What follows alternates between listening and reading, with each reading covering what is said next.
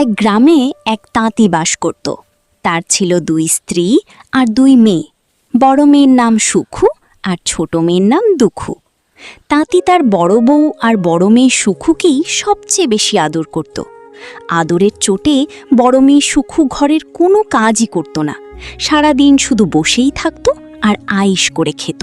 অন্যদিকে দুকু আর তার মা ছিল বড্ড পরিশ্রমী। তারা সারাদিন সুতো কাটত, ঘর পরিষ্কার করত এবং সব কাজ গুছিয়ে রাখত। এত পরিশ্রম করার পরেও তাদের জুটত শুধু সামান্য একটু খাবার আর সবার গঞ্জনা। হঠাৎ একদিন সেই তাঁতি মারা গেল। তাঁতির মৃত্যুর সাথে সাথেই বড় বউ তার আসল রূপ দেখাল। সে বুদ্ধি করে তাঁতির জমানো সমস্ত ধন সম্পদ লুকিয়ে ফেলল এবং নিজের মেয়েকে নিয়ে আলাদা হয়ে গেল। অসহায় দুকু আর তার মা এক কাপড়ে গৃহহারা হয়ে গেল। সুখুর মা এখন রাজার হালে থাকে। সে হাট থেকে বড় বড় মাছ আর তরকারি নিয়ে আসে, চমৎকার রান্না করে আর দুখুদের দেখিয়ে দেখিয়ে নিজের মেয়েকে খাওয়ায়। এদিকে দুখু আর তার মায়ের অষ্টের সীমা নেই। তারা দিন রাত সুতো কেটে কোনোদিন একটা গামছা, আবার কোনোদিন ছোট কাপড় তৈরি করে। সেই সামান্য কাপড় হাটে বিক্রি করে যা 2-1 পয়সা পায়, তাই দিয়ে মা আর মেয়ে আধ পেট খেয়ে কোনো মতে বেঁচে থাকে। একদিন এক বিপত্তি ঘটে গেল। ইঁদুরে সুতো কেটে নষ্ট করে দিয়েছিল আর তুলাগুলোও স্যাঁতসেঁতে হয়ে গিয়েছিল। দুখুর মা তখন সেই তুলাগুলো একটি ডালায় ভরে রোদে দিয়ে কাপড় ধুতে ঘাটে গেলেন। দুখু একা বসে সেই তুলা পাহারা দিচ্ছিল। হঠাৎ কোত্থেকে এক দমকা বাতাস ধুলো উড়িয়ে দিল। দুখু কিছু বুঝে ওঠার আগেই বাতাসের ঝাপটায় তার সব তুলা আকাশে উড়তে লাগল। অসহায় দুখু তুলাগুলো ধরার জন্য অনেক চেষ্টা করল, কিন্তু একটাও ধরে রাখতে পারল না। একমাত্র উপার্জনের সম্বল হারিয়ে দুখু ডুকরে কেঁদে উঠল। তখন বাতাসের মাঝ থেকে এক মমতাময়ী কণ্ঠস্বর ভেসে এলো। ওরে দুখু, তুই কাঁদিস না, আমার পিছু পিছু আয়, আমি তোকে তোর তুলা ফিরিয়ে দেব। দুখু চোখের জল মুছতে মুছতে সেই অদৃশ্য বাতাসের ইশারায় অজানার পথে পা বাড়াল। কিছু দূর যাওয়ার পর পথের ধারে এক গাভী দুখুকে ডেকে বলল, দুখু, এই ভর দুপুরে কোথায় যাচ্ছিস? যাওয়ার পথে আমার গোয়ালটা একটু পরিষ্কার করে দিয়ে যাবি, বড় নোংরা হয়ে আছে। দুখু নিজের বিপদের কথা ভুলে গিয়ে সেই তৃষ্ণার্ত গাভীর দিকে এগিয়ে গেল। সে যত্ন করে গোয়াল পরিষ্কার করল এবং গাভীটিকে ঘাস আর জল দিয়ে সেবা করল। কাজ শেষ করে সে আবার বাতাসের পিছু পিছু দৌড়াতে লাগল। খানিকটা পথ যেতেই এক কলা গাছ ব্যথিত স্বরে বলল, দুখু, আমায় একটু সাহায্য করবি? এই জঙ্গল আর লতাপাতায় আমার দম বন্ধ হয়ে আসছে, এগুলো একটু টেনে পরিষ্কার করে দিয়ে জানা। দুখু ক্লান্ত থাকলেও বিন্দুমাত্র বিরক্ত হল না। সে নিজের ছোট ছোট হাতে কলাগাছের শরীর থেকে সব আগাছা আর লতাপাতা ছিঁড়ে পরিষ্কার করে দিল। গাছটি যেন শান্তিতে নিঃশ্বাস ফেলল। এরপর দুখু আবার সেই বাতাসের পথ ধরে এগিয়ে চলল। কিছু দূর এগোতেই পথের পাশে এক শেওড়া গাছ দুখুকে দেখে করুণ সুরে ডাকল, ওরে দুখু, কোথায় যাচ্ছিস মা? দেখ না, আমার গোড়ায় কত জঞ্জাল আর নোংরা জমে আছে, একটু পরিষ্কার করে দিয়ে যাবি? দুখু বাতাসের পিছু পিছু ছুটছিল ঠিকই, কিন্তু গাছের কষ্ট দেখে সে দাঁড়িয়ে পড়ল। সে যত্নে শেওড়া গাছের গোড়ার সব জঞ্জাল আর শুকনো পাতা কুড়িয়ে পরিষ্কার করে দিল। চারপাশ একদম ঝকঝকে করে দিয়ে সে আবার বাতাসের সাথে চলতে শুরু করল। পথে এবার এক তৃষ্ণার্ত ঘোড়ার সাথে তার দেখা হলো। ঘোড়াটি দুখুকে দেখে বলল, দুখু, দুখু, আমায় কি 4 গোছা ঘাস দিয়ে যাবে? বড় খিদে পেয়েছে রে। দুখু দেরি না করে বন থেকে সতেজ ঘাস ছিঁড়ে এনে ঘোড়াটিকে খাওয়াল। তারপর ক্লান্তি ভুলি সে আবারও সেই অদৃশ্য বাতাসের ইশারা ধরেই এগোতে লাগল। বাতাসের সাথে চলতে চলতে দুখু লোকালয় ছেড়ে এক অজানা জায়গায় পৌঁছে গেল। সেখানে সে দেখল একটি ধবধবে সাদা বাড়ি। বাড়িটি এতই পরিষ্কার আর তকতকে যে কোথাও এক বিন্দু ধুলো নেই। উঠান থেকে ঘরদোর সবকিছুই ঝকঝক করছে। সেই বাড়ির বারান্দায় বসে এক অপূর্ব রহস্যময় বুড়িমা চরকা কাটছিলেন। দুঃখু অবাক হয়ে দেখল বুড়িমা চরকা ঘোরাচ্ছেন আর চোখের পলকে একটার পর একটা চমৎকার শাড়ি তৈরি হয়ে বের হয়ে আসছে। দুঃখু বিস্ময়ে অভিভূত হয়ে সেই মায়াবী কুটিরের সামনে গিয়ে দাঁড়ালো। এই বাড়িটি আর কারও নয়, এটি ছিল স্বয়ং চাঁদের বুড়ির বাড়ি। বাতাস মৃদু স্বরে দুঃখুকে বলল, দুঃখু, ওই বুড়িমার কাছে গিয়ে তোমার তুলা চাও, তবেই তুমি তা ফিরে পাবে। দুঃখু সাহস করে ভেতরে গেল এবং বুড়িমাকে ভক্তি ভরে প্রণাম করল। সে নরম সুরে বলল, ও বুড়িমা, বাতাস আমার সব তুলা উড়িয়ে এখানে নিয়ে এসেছে। মা আমার জন্য চিন্তা করবেন, আমায় বকবেন, দয়া করে আমার তুলাগুলো ফিরিয়ে দাও না। বুড়িমার চুলগুলো ছিল ঠিক যেন দুধের ফেনার মতো সাদা আর চাঁদের আলোর মতো উজ্জ্বল। সেই চুল সরিয়ে বুড়িমা মুখ তুলে চাইলেন। দেখলেন সামনে এক ছোট্ট মিষ্টি মেয়ে দাঁড়িয়ে আছে, যার কথাগুলো মধুর মতো মিষ্টি। বুড়িমা মায়ার সুরে বললেন, আহারে আমার সোনার চাঁদ, তুই একটু জিরিয়ে নে। ওই ঘরে গামছা, কাপড় আর তেল আছে। আগে ওই পুকুরে গিয়ে দুটো ডুব দিয়ে আয়, তারপর একটু খেয়ে নিলে আমি তোকে তুলা দেব।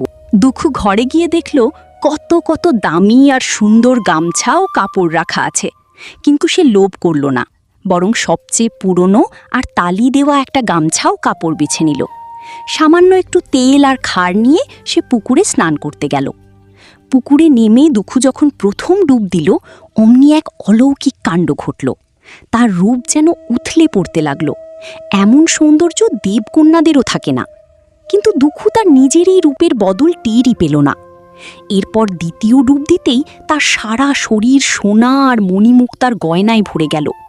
দুঃখু অবাক হয়ে সেই সোনা ঝরা অঙ্গ নিয়ে পুকুর থেকে উঠে খাবার ঘরের দিকে এগিয়ে চলল।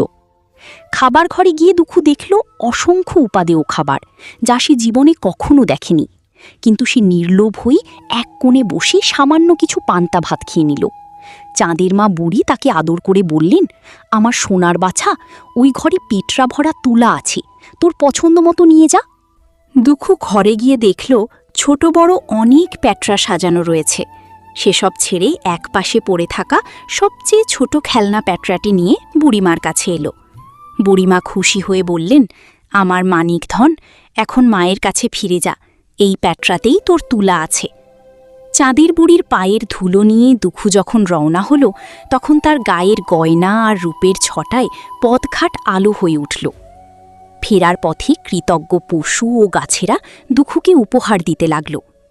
ঘোড়া দুঃখুকে দেখে অত্যন্ত তেজি একটি পক্ষীরাজ ঘোড়ার বাচ্চা উপহার দিল। শ্যাওড়া গাছ তার গোড়া পরিষ্কার করার প্রতিদান হিসেবে এক কলস মোহর দান করল। কলা গাছ সেবার কৃতজ্ঞতা স্বরূপ এক ছড়া সোনার কলা দিল। গাভী দুঃখুকে একটি সুলক্ষণযুক্ত বকনা বাছুর উপহার দিল। এদিকে ঘরে মেয়ের জন্য দুঃখুর মা পাগল প্রায় হয়ে খুঁজছিলেন। দুঃখুকে রাজকীয় বেশে ফিরতে দেখে মা বিস্ময়ে জড়িয়ে ধরলেন এবং পরম মমতায় জিজ্ঞেস করলেন, অন্ধের নড়ি আমার দুঃখু, এত সব তুই কোথায় পেলি? মাকে দুঃখু তার সব অভিজ্ঞতার কথা খুলে বলল। মেয়ের এমন ভাগ্য দেখে মা আনন্দে আত্মহারা হয়ে বড় বোন সুখুর মায়ের কাছে গিয়ে বললেন, দিদি, চাঁদের বুড়ি দুঃখুকে এসব দিয়েছে, আমাদের দুঃখ ঘুচেছে, তুমিও এখান থেকে কিছু অংশ নাও। কিন্তু সুখুর মা হিংসায় জ্বলে উঠলেন এবং মুখ বাঁকিয়ে অত্যন্ত কটু কথা বললেন। তিনি দুঃখুর মায়ের দেওয়া উপহার প্রত্যাখ্যান করে মনে মনে ভাবলেন যে তার সুখুও কালই এমন বিপুল ঐশ্বর্য নিয়ে আসবে। অপমানিত হয়ে দুঃখু আর তার মা নিজেদের ঘরে ফিরে এলেন। সেই রাতে দুঃখু যখন তার আনা ছোট্ট পেটরাটি খুলল, তখন তা থেকে এক রাজপুত্র বের হয়ে এলো। দুঃখু আর তার মায়ের জীর্ণ কুঁড়ে ঘর রাজপুত্রের উপস্থিতিতে আর মণিমুক্তার ছটায় আলোয় ভরে উঠল। পরদিন সুখুর মা মনে মনে এক ফন্দি আঁটলেন। তিনি সামনের দরজা বন্ধ করে পিছন দিকের উঠোনে তুলা রোধে দিলেন এবং সুখুকে পাহারায় বসিয়ে নিজে কাপড় ধোয়ার নাম করে ঘাটে চলে গেলেন। কিছুক্ষণ পরেই বাতাস এসে সুখুর তুলাগুলো উড়িয়ে নিয়ে গেল এবং সুখু ওর আগে গজগজ করতে করতে বাতাসের পিছু পিছু ছুটল। পথে সেই গাভী সুখুকে ডাকলেও সে ফিরেও তাকালো না। এমনকি কলা গাছ, শ্যাওড়া গাছ এবং ঘোড়াও তাকে ডাকল, কিন্তু সুখু কারও কথা কানে তুলল না।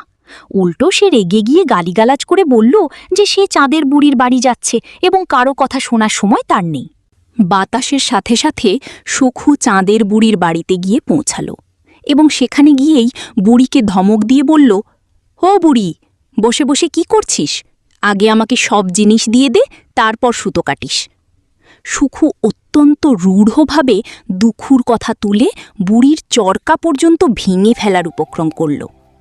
চাঁদের বুড়ি এই ছোট্ট মেয়ের এমন অহংকারী আচরণ আর কর্কশ কথা শুনে অবাক হয়ে চুপ করে রইলেন এবং পরে বললেন, আচ্ছা, আগে খেয়ে দে নে, তারপর সব পাবি।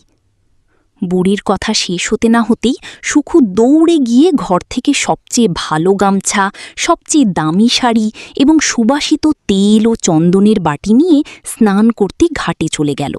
সুখু ঘাটে গিয়ে নিজের রূপ নিয়ে বড্ড অহংকার করতে লাগল। 7 বার করে তেল মেখে, মাথা ঘষে আর আয়নায় মুখ দেখেও তার মন ভরে না।